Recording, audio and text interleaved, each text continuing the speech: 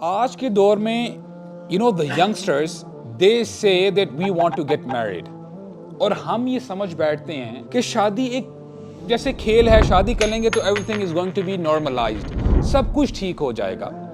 لیکن سوال یہ پیدا ہوتا ہے کہ سب سے پہلی رسپانسبلٹی میں نے آپ کو کیا گنوائی ہے کہ آپ رسپانسبل ہیں اللہ تعالیٰ کے بتائے ہوئے طریقے پہ سب سے پہلے چلنا شروع کریں.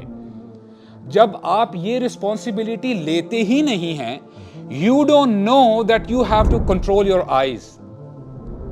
اسے ایسا ہے کہ نہیں کہ اللہ تعالیٰ نے آپ کو احکامات دیے ہیں کہ اے میرے بندے تم ایسی جگہ اپنی نگاہوں کو نہیں دوڑا سکتے جہاں پہ میں نے منع کیا ہے. You can't talk whatever you like to talk. جو تم کہنا چاہتے ہو تم نہیں کہہ سکتے، نہیں، کیونکہ there are limitations. اسلام ہمیں پیرامیٹرز دیتا ہے کہ اس پیرامیٹر سے آپ نہیں نکل سکتے باہر. آپ کی ڈیزائرز آپ کو بہت کچھ کہہ رہی ہوتی ہیں، لیکن جہاں پہ اللہ تعالیٰ کا حکم آ جائے کہ یہ کام نہیں کرنا then we have to stop. اسی لیے اللہ تعالیٰ فرماتے ہیں وَمَا آتَاكُمُ الرَّسُولُ فَخُذُوهُ وَمَا نَهَاكُمْ عَنْهُ فَانْتَهُوا کہ ہمارا نبی تمہیں جو کچھ دے دے، جو حکم دے دے you have to do it.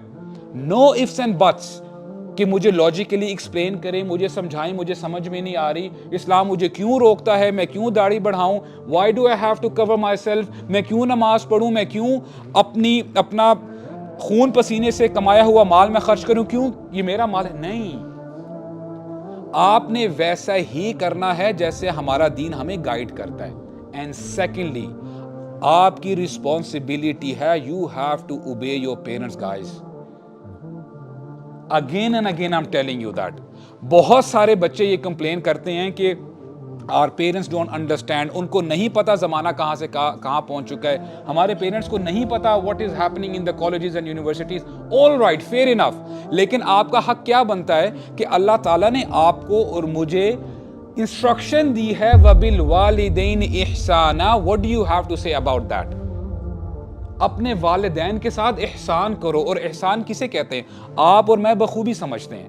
احسان کا مطلب یہ ہے کسی نے آپ کے ساتھ بھلائی کی ہے، آپ اس سے بڑھ چڑھ کر اس کو واپس لوٹاتے ہیں. And how beautiful this statement is. آپ کبھی بھی اپنے والدین کا دین نہیں دے سکتے. آل رائٹ، آپ احسان کر ہی نہیں سکتے.